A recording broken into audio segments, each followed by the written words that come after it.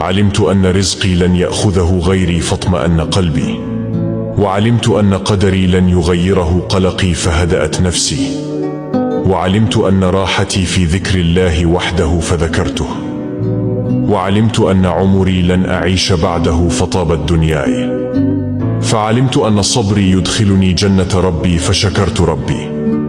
أراد إخوة سيدنا يوسف أن يقتلوه فلم يمت، ثم أرادوا أن يمحي أثره فارتفع شانه، ثم تم بيعه بثمن بخس ليكون مملوكا فأصبح ملكا، ثم أرادوا أن يمحوا حبه من قلب أبيه فازدادت.